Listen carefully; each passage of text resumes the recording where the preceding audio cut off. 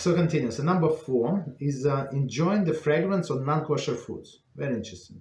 There is an additional aspect of the reicha, which, although not within the scope of this chapter, warrants mention. The issue of reicha is discussed heretofore, relates to aroma of prohibited food absorbed in a permitted food. Actually, that's one of the things that I did not mention when I did my summary.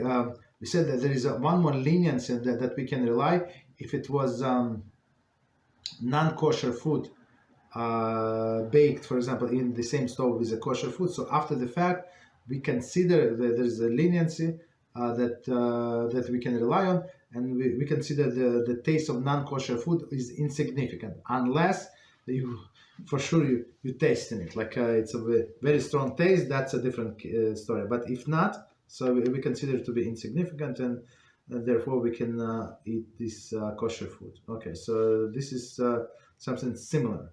Okay, so it says the issue of reicha, as discussed heretofore, relates to aroma of prohibited foods absorbed into permitted foods. Okay.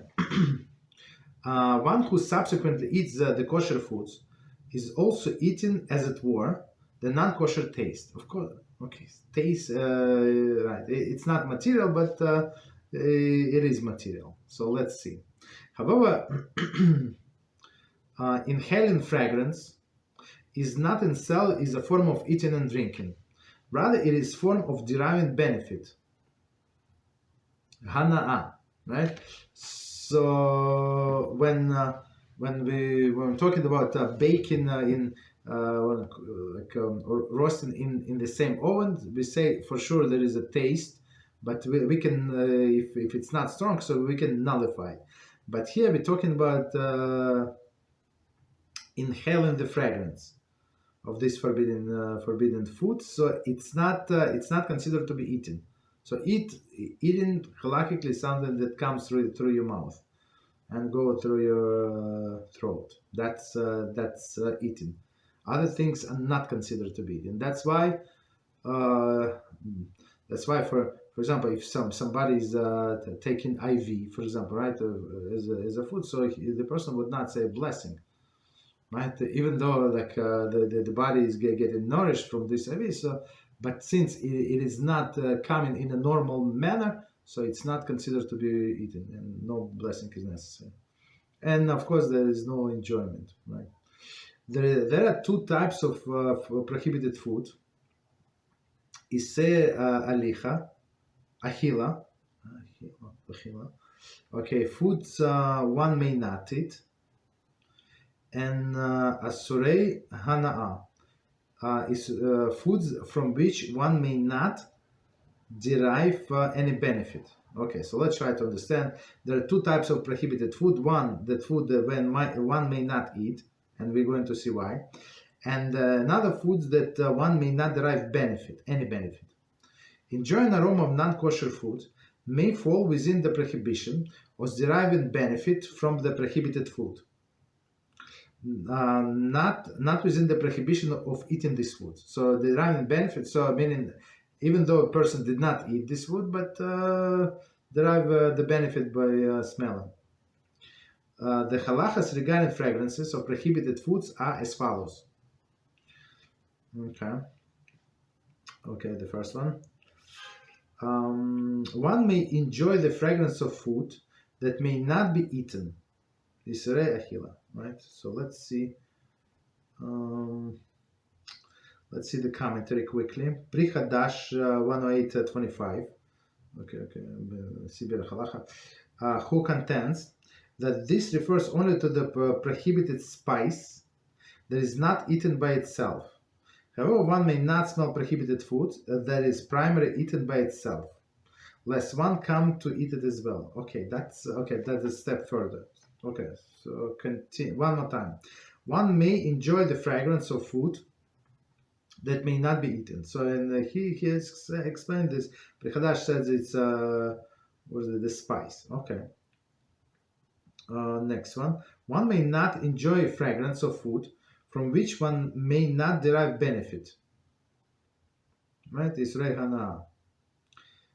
Some poskim, so meaning what food that one cannot derive benefit, I guess meat and milk together, like cheeseburger or something. Some poskim permit enjoying the aroma of the food is a type of the food is a primarily eaten, not issue of fragrance. Others disagree. So one more time this last sentence. Some poskim permit enjoying the aroma if the food is a type of the food that is primarily eaten. I guess we see the examples. Primarily eaten, not issued, not used for fragrance. Meaning that the foods that food as we know, food, not fragrance, right? Okay. Others disagree. Okay. The exception to this rule, yain nesach. So yain nesach, as we learn in the Kitzur Shulchan Aruch, wine poured as an offering for avodah zarah. So it's a wine of a non-Jew, basically, right? Due to the severity of avodah zarah, one may not enjoy the aroma of yain nesach, even if the wine is not normally used as a fragrance. So usually, it's very interesting. So if it's used for a fragrance, there is no problem, right? Because nobody eats it. But if it's a food, that would be a problem. Like you usually know is used as a food. And the exception is for aroma only is this yain nesach. I'm not sure. Like I don't think the wine have such a strong smell, unless you take it close to your nose. But otherwise, I don't know. Okay, but anyway, so yain nesach you're not allowed to smell. Practical applications: one who passes a non-kosher bakery or a restaurant may pause and enjoy pleasant aroma. Any non-kosher food in a bakery is probably not among those from which one may not derive benefit, and those used primarily for fragrance. So, okay, non-kosher bakery, there is no problem. I mean, what could be there, right? Milk? I don't know. Continue. One passing house of avodah zarah may not derive pleasure from fragrance of incense that is emitted. Indeed, the fragrance cannot be avoided. If the fragrance cannot be avoided, one must, if possible, refrain from passing the building.